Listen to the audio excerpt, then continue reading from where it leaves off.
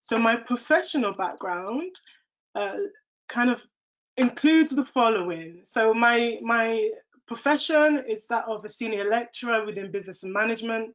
So I've worked for 7.5 years within Bath's Business School, so a UK-based business school with expertise or strengths within the strategic element of business and decision making. So looking at the business environment as an environment, how can we understand the business environment, both looking externally and internally? So those things that do not directly relate to a business and the things that occur within the framework or the structure of a business. I also have expertise, as Joseph mentioned, in some organizational psychology, which really considers people in the workplace, but specifically people as separate entities and how we work out our identity relative to our gender, our ethnicity, our religious identity. How does that all play out in the workplace? I also write. I'm active in research. I'm a research active academic, so I readily write research papers, and my academic research background again centers around equality, diversity and inclusion relative to our ethnic identity, our gender identity, and others, etc. Okay, and then outside of that, I have a business firm, so I run my own consultancy, and the purpose of me setting up this business was to aid people that look like me, sound like me, have a background similar to me. It was to aid those types of people in their business endeavors, in their business ventures. So my mission statement talks about helping small to medium enterprises thrive from the grassroots, through to this place of achievement, through to this place of glory, and a place that you can be proud of as a business owner, small to medium business owner. Have I forgotten anything? I think that's everything. Yeah, so that's a little bit of background as far as I'm concerned. So what I will do, as I mentioned, I will turn off my camera just because of just to keep kind of technology and kind of the technical aspect efficient, but I will turn it on again at the very end so that we can have some time for questions and answers. Okay, so let me provide the backdrop, the context. So I believe the majority of you are involved in the Super Importer Challenge, which is great. I think it's a great initiative. I think we should be proud of the fact that this is happening and that we're involved in it. So it's a great idea for a number of reasons. We know that Africa is now the fastest growing continent in the world as far as urbanization and industrialization are concerned. So according to African Development Bank's annual review, they say that the African continent continues to improve as far as its business climate is concerned. So the projections are that Africa will be on par with the Western world, with Western economies by 2050. And my kind of statement or my kind of suffix on the end of that is, why not before? If we have the power to impact and make change for the better, 2050 is still quite far. Why not before? Okay, so I'm sure that you're already motivated, you're already passionate about the challenge and what it brings into your life as business owners and business enthusiasts. So I've sort of looked at why it's a good thing. So the selfish reasons, or for self, include, well, you get to train and equip yourself to build a profitable business. It also means that you have another source of wealth or another source of income, additional income, which again is a strength or a facet of why you would set up a business. But when we look at the aim of the Super Importer Challenge, which is to promote development on the African continent, then some of the reasons why you might want to do this project include your ability to contribute to Africa's economic development. You also get to impact lives on the ground level. So for anybody who is living, working, based within Africa, this is going to ultimately impact the continent, and not just for the people who are there, based there, but for Africans abroad, both home and abroad too. They'll be impacted in a positive way. Okay, and then on a global scale, it means we get to change, impact the global face of business. We get to change the narrative as far as Africa is concerned. Okay, but this is all good, and it all sounds really positive. But like any business academic or practitioner, we don't just stop there. We're really interested in how we can assess risk beyond the wins. We need to understand which risks are inherent to this type of challenge and how we can lessen the effects or the impacts of such risks. Okay, so I went away and I did a little bit of a rough analysis in accordance with this challenge, with this project, and I came up with 3 possible or potential challenges. Like all of you probably already have done, I looked at some of the things that could potentially cause problems so that we can mitigate against their negative impact, right? So the first thing that I came up with was this notion of, as far as Africans are concerned, both home and abroad, there is a need to grapple with systems that historically have been unfavorable to us. Now, this isn't a secret. This is nothing to kind of code or be shy about. We know that systems haven't always been advantageous, and this doesn't mean that because of these systems, business ventures and opportunities will not be successful. It just means that these realities need to be planned into your business model. They need to be planned into how you set up your business, okay? Discrimination occurs against minority groups, against marginalized groups, and there's been a long history within our societies. So we have to be already ready to navigate this, especially because we're talking about the end consumer being consumers in Europe, consumers in North America, potentially consumers in Asia. So that's one possible challenge. Second possible or potential challenge could include the quality of the infrastructure on ground as far as Africa is concerned. And I'm not trying to generalize, because I know that Africa is rich, it's diverse, with more than 50 countries. I think we have 54 countries in total. We can't just talk about Africa as this homogenous or one entity, but that being said, we still have to recognize and realize that there's often a need to grapple with infrastructures that are below adequate.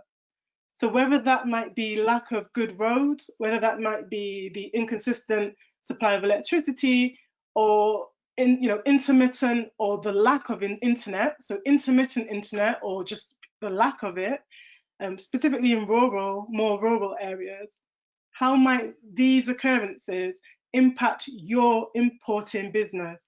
How might you need to grapple with some of these challenges, and have you built contingencies into your business model to ensure that these do not have negative implications for your business? The final potential challenge relates to business on both sides. So the importer challenge and any form of importation where the end consumer is a business sets itself up as a double market a double marketplace of business to business consumption. And I'll explain what I mean by that. So you purchase your goods from a business person. They supply you with coffee, moringa powder, or any other form of kind of agricultural produce. They supply you with that good. You then finally sell that good onto the end consumer, which potentially would be a business entity. So what that basically means is we're dealing with businesses just like yours, just like mine. We're dealing with businesses on both sides of this exchange. So then how do you manage such a relationship? It means that both your supplier and your customer speak the language of business. So they understand what you're doing, and sometimes they might understand beyond what you understand relative to what you're doing. So the key thing for me here is that we are transparent. It just simply means being transparent. If you don't have supply lined up for your end customer, you need to tell them. You need to tell them what the delay might be. You need to tell them the length of time that they might have to wait. And you'll need to be transparent with how things are going. I guess a simple way of thinking about this is to just think to yourself, don't promise more than you can deliver, because you're dealing with experts just like you. Okay, so these are 3 potential challenges, and these challenges are all based on things that we can anticipate and we can predict. Okay, and that's important. Emphasis is on what we can anticipate and what we can predict. But what about the external business environment? Where does it come in? How does it feature? Well, it comes in at this point because the business environment is innately unpredictable. Okay, so the business environment is inherently dynamic, it can be volatile at times, and it's really hard to plan around. It's really hard to estimate and project what is going to happen in the business's external business environment. Okay, and remember that every business is unique. So every business has its own unique business environment, external business environment. Okay, so let me go all the way to the beginning and start with the working definition. So here is the definition that I am choosing to bring today relative to the business's external environment. So the external business environment encompasses everything that is outside of the control of a particular business entity. So this includes institutional forces, it includes organizational forces, and includes environmental forces.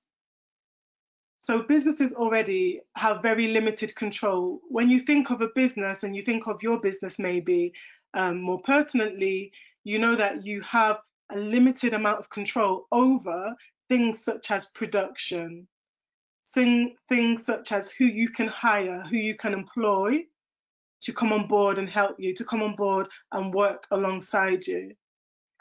But even beyond the things that you can control to some extent, there are lots of things that exist outside the control of the business that exist within the external business environment. So the external business environment just simply defines or frames all of those things, those forces, those occurrences that we cannot control as business owners. Okay, so because we can't control them, it doesn't mean that we get to be oblivious to them. No, in fact, because we can't control them, we need to give them more attention. We need to give them more of our time and energy planning around these things that we cannot control.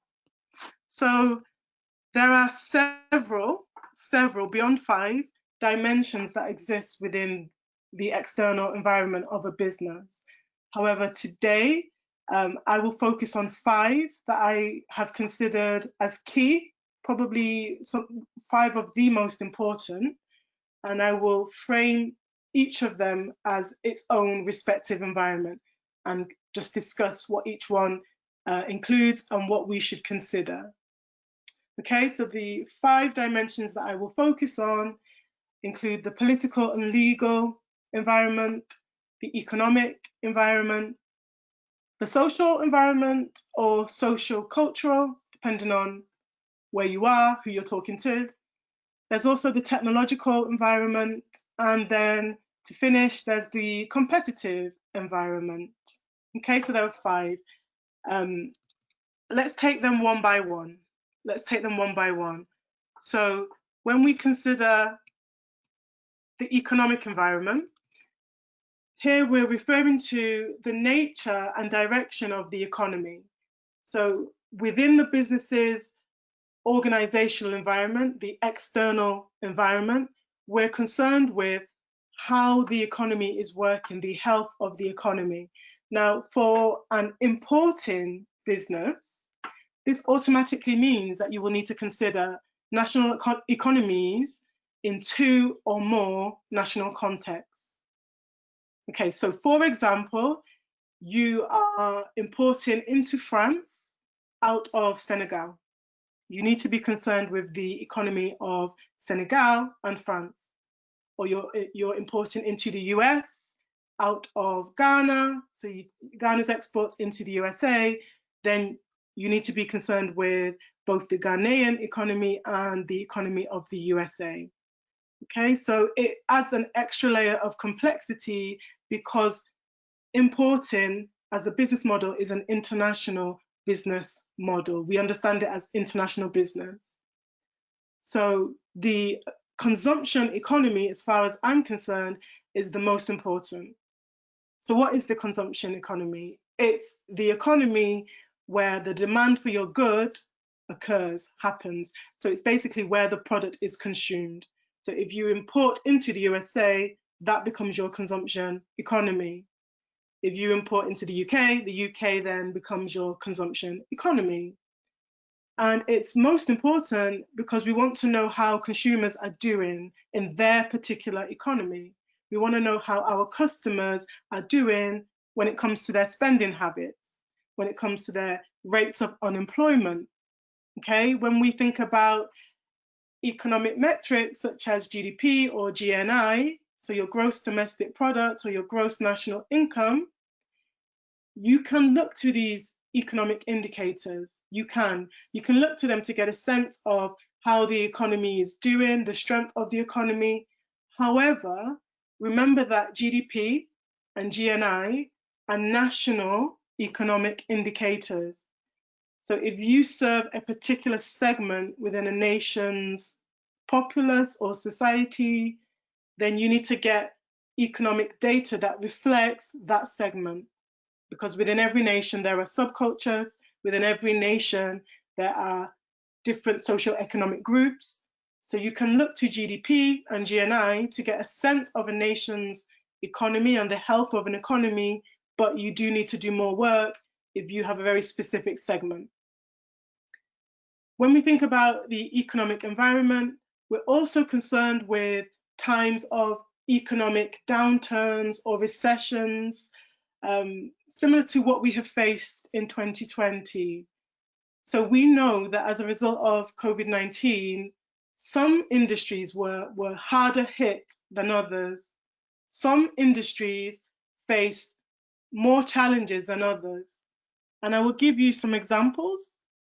So some examples include airlines. So we know that airplanes were grounded, flights were stopped and halted, airlines suffered probably worse than most industries. We know that restaurants, hospitality, hotels suffered because people couldn't go out, people couldn't travel. But beyond these industries, we also know that agribusiness suffered quite a lot. Okay, so this is probably where you need to listen up, because it doesn't mean that agribusiness is not a good industry to be in. It just means that you need to be doing the correct planning as far as your contingencies are concerned. We can't predict a global pandemic, but yet we have to react to the consequences of a global pandemic where one occurs, such as COVID and what 2020 has brought. So relative to the UN's estimates of 2020, almost 700 million people went hungry in 2019. Now, this was as a result of the global pandemic's impacts on agribusiness and small-scale farming. So small-scale farmers were hindered because they were unable to go and work their land. Some were unable to go and care for their livestock. And I won't dwell too much on this, but just to say that where these types of challenges do occur, there needs to be essential contingencies, essential plans in place so that your particular business doesn't face a downturn or doesn't face challenges beyond what it can sustain. Yeah, there's always that need to ask yourself the question, how can I navigate this? What can I do to prevent my business being impacted negatively? So that's the economic environment. Let's move into the social environment. So the second dimension I mentioned was social or sociocultural. And this environment includes anything that any kind of force or change or occurrence that pertains to society at large. So think about things such as changes in demographics, changes in consumer preferences. So from a business perspective, we're really interested in trends that will lead to some type of advantage, right? We want to leverage those types of changes or trends. So where demographics are shifting, where consumption and consumer preferences are shifting, this is a good thing if you can anticipate it. Think about the African population. So we know that the African population is the youngest population, regional population on the globe. So by 2050, the projection is that the average age of Africa will be 19 years old. This is something that you need to be aware of when you say, I want to purchase goods from Africa, take Africa's exports and import. Why? Why do you need to be mindful of this? Because the age of a person who's engaging in business does have an impact on how they do business, what types of business they do. This is called demographic data. So relative to your age, you'll have certain behavioral traits and habits that will impact how you will do your business, undertake your business endeavors. So we also know that the Western countries or the Western regions, be it North America or Europe, are also aging. And this is causing a particular problem for Western countries because they have the projected average age of 36 years by 2050. So if we take Europe, for example, by 2050, the average age of any person in Europe will be 36 years old. So again, this has implications for how you do your business, who you sell to, and what you choose to sell. Who are your consumers? If you sell to a business, it's not enough to say, well, I'm not selling to the end consumer because I will sell to a business. So that's their problem to deal with. It's not enough because even when you sell to a business, they need to sell to their end consumer. So you need to understand who the end consumer is. You need to understand how they behave, what they want, what they need, what they desire, in order to ensure that you can keep supply going as far as there's demand for the product that you're supplying. I hope that makes sense. Okay, so on a more basic level, the social environment is really asking us to just consider simple things such as, what is the culture? What is the nature of the culture that you're doing business in? The national culture, subcultures within. Do you understand what that culture takes as distinct or valuable? Do you understand the norms within a culture? I'll give you an example. There's no point sourcing coffee, so setting up a business deal where you get kilograms of coffee and you import it into a nation that is known to have low coffee consumption, right? That's a social cultural factor. Coffee drinking is a cultural norm, and we know that some countries drink more coffee than others. So these are the things that you need to be aware of. If you purchase all this coffee, then you try to sell it in a nation that are known for drinking tea rather than coffee, then how do you get rid of this good? Okay, you might have to change or modify your business model. So that's the second dimension. Let's move on to the third one. So the third dimension is the political and legal. So they're not the same, but they are related, interrelated. So I will take them together. I'll take them as one because they have a lot of interaction and interplay between them. Okay, so this facet of the external environment concerns anything to do with politics on the ground, so anything that can impact your business as far as political decisions are concerned or political activities are concerned.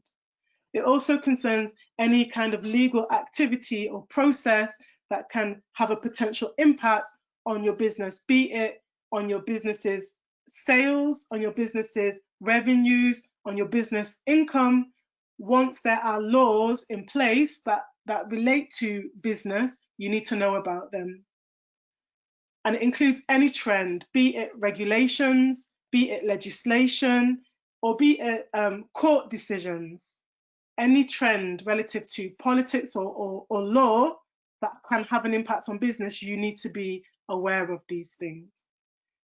So again, on a superficial level, it requires you to be aware of the things that governments are doing right now that can have an impact on your business and your business's decisions. It's within any national context, within any nation on the globe, it is difficult to affect government decision making. Government decision making around policy, it's near impossible to affect decision making around policy. However, it doesn't mean that what you're doing needs to be separate from policy, or your involvement in business needs to be divorced from policy. You still need to be engaged with it. Consider some of the following examples. So here are my examples of how policy making impacts an importing business.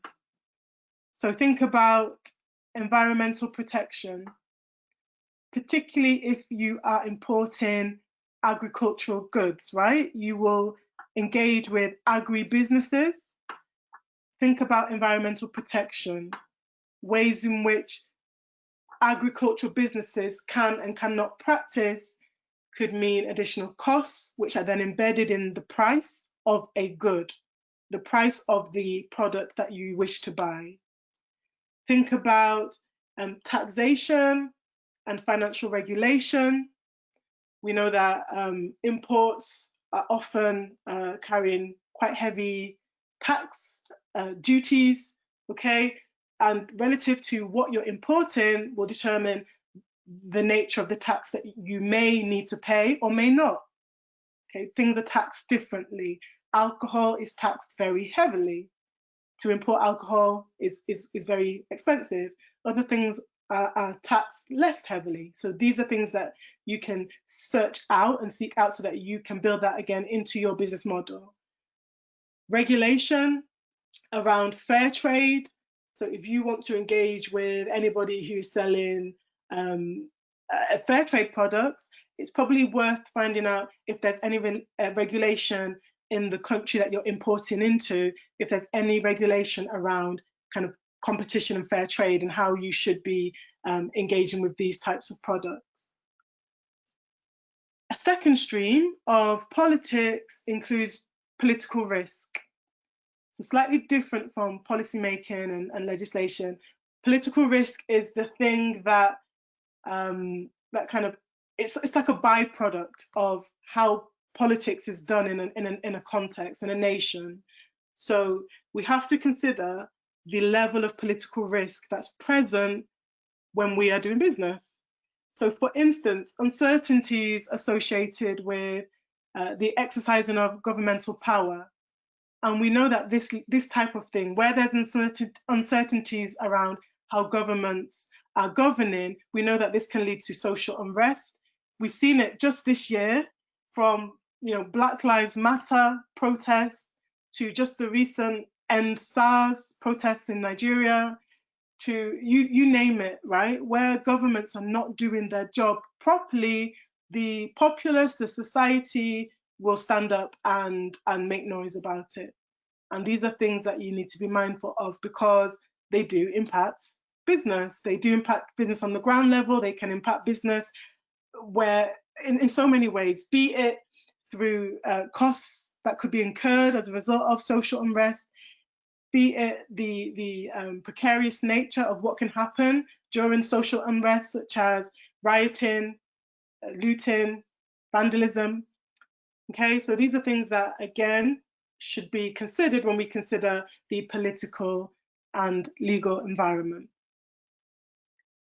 Okay, let's move on. So the next one, so the penultimate, fourth of 5 is technology, and technological forces or factors are dealing with any new technologies. How might the use of technology become a threat or an opportunity for your business? So based on its use, its prevalence, or possibly the lack thereof, right? And here I'll give you an example. I like to work by examples. So an example for an importing business could be where you become more appealing, your business becomes more appealing to your consumer through implementation of sophisticated technologies, such as use of visual lead time tracking technologies. So if you implement technologies that allow you to communicate to your end consumer how long they have to wait until they get the product, this is appealing. And if your competitor is doing it and you're not, it could make your competitor more appealing. And there are options out there. There are some low-cost options. They don't have to be really high-tech, expensive models. Some really kind of low-cost models exist where you can just have that software downloaded on your laptop, but it's that software that's giving you real-time tracking, real-time visibility. And for you as a business owner, it probably does a lot to help you plan as well. Okay, so this is how you can make yourself more appealing. Also think about how technology can be a challenge. So I thought another example I will give relates to the internet and how actually this can present a challenge to importing businesses. And I'll tell you why. Because what the internet does is it allows people, individuals, to cut out the middleman or the intermediary.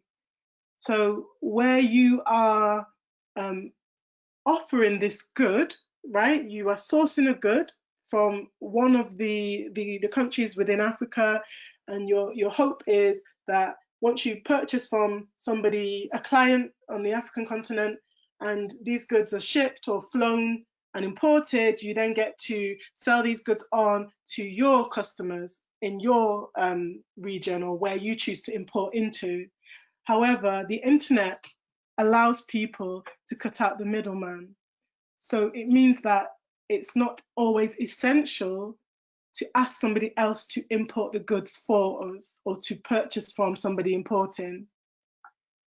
This means that the challenge is to give you need to give your consumer a reason to still come to you, irrespective of the fact that they could just go online and buy the good directly from the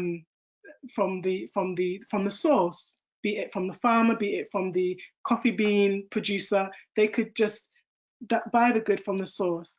And ways that you could do this, ways that you could make yourself more advantageous in this kind of, in the face of this type of challenge, is to offer things such as reduced time.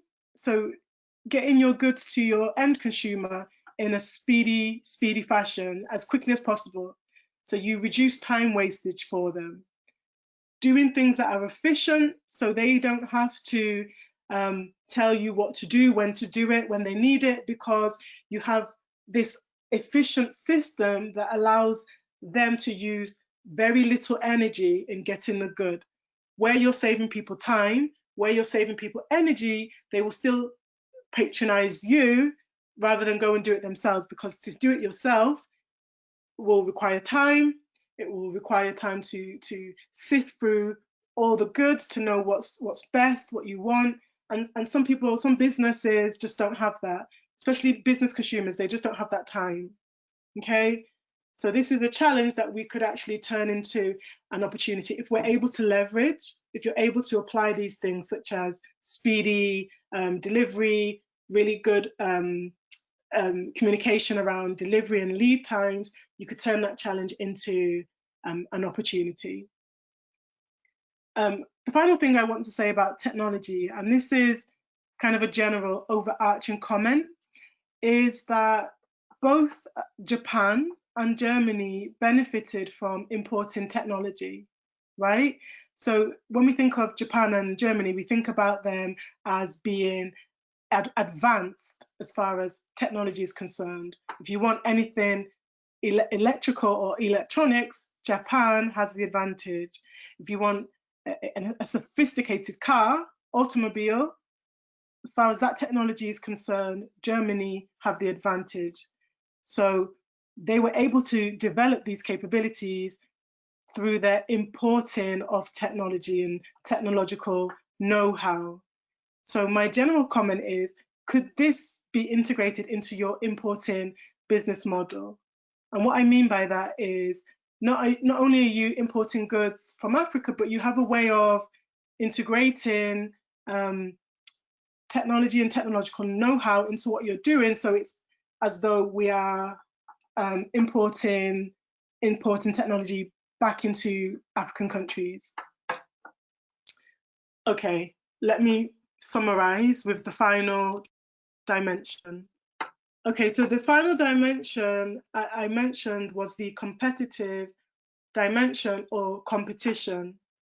So the competitive environment covers all actions relative to how we compete, who are your competitors, what potential threat do they pose relative to your company or to your business. If you choose not to list your business, then to your business. If you list it, then to your company. One of the big things to be aware of and concerned about here is the need to know what your competition is doing. And you will have a key competitor, you will have key competition. So it's not just knowing what your competition is doing, but knowing what your key competition is doing. How are they performing? How are they modifying what they do? How are they trying to upskill and make their business more appealing? So if your key competition offers something to your market, to your consumer, that could potentially have an impact on your sales, your business's sales, or anything related to your sales, then this is problematic, because it means that it's then difficult to sustain your business model over the long term. Okay, so we need to be one eye on our business, one eye on what you're doing, and one eye on your competition. Okay. Now, here I've kind of moved away from firm to firm competition or firm within the marketplace, and I want to focus, just to finish, on regional competition, because part of the aim of, I believe, of this super importer challenge and having this type of business venture is to contribute to Africa's economic development, right? And that's really important. It's something that's dear to my heart, and I'm sure it's something that is dear to your hearts too. So let's just have a look by region at what regions are doing, and maybe what Africa then needs to do in light of this. So if we have a look at Europe, European countries tend to trade with other European countries. And then where they export their goods, they are heavy exporters of goods outside of their region. So they export to heavily to Africa, to Asia. And for me, this is why they're able to have an advantage, why they're able to have a cost advantage, amongst other things that I won't get into because we just don't have the time for it. But one of the major things is they are heavy exporters. Asia's the same. So Asia has very good intra-regional trade. So they trade amongst themselves. Asian countries trade amongst themselves. And then where they are exporting, they're exporting heavy amounts to North America, to Europe, and to Africa. Okay. Whereas when we look at African countries, we're not as integrated. So intra-regionally, our trade can be improved, needs to be improved, and should be improved. So anybody out there who's a real enthusiast about intra-regional trade within Africa, this isn't a conversation for now. There's not time for it, but this is what I would say. This is one of the starting points. How do we reinforce intra-regional trade? Where do we start from? How can we leverage so that our economies are boosting each other? As well as this, there's also need for less purchase of exports. So look at China. China is just one example. China has doubled the amount, the quantity of exports into Africa in just 2 years. 2 years. That would be defined as exponential growth. So if China continue at this rate, where will we be in 4 years or in 5 years? Africa cannot sustain like this. So it's sorry, the point's a little bit removed from, well, it's not really removed actually, it's relevant. But for anybody who's enthusiastic about this topic, another place to look at is the sheer quantity of goods that Africa imports year on year. Okay, so the foreign imports into Africa year on year. Okay, and just to say that, let me conclude with this. If African countries are able to leverage in a similar way to China, the way that China is doing, or Asia, by increasing our interregional exports and reducing the amount of foreign imports into the continent, I believe that will be a big contributing factor to seeing Africa's future development. And I believe that is me. So thank you very much for listening.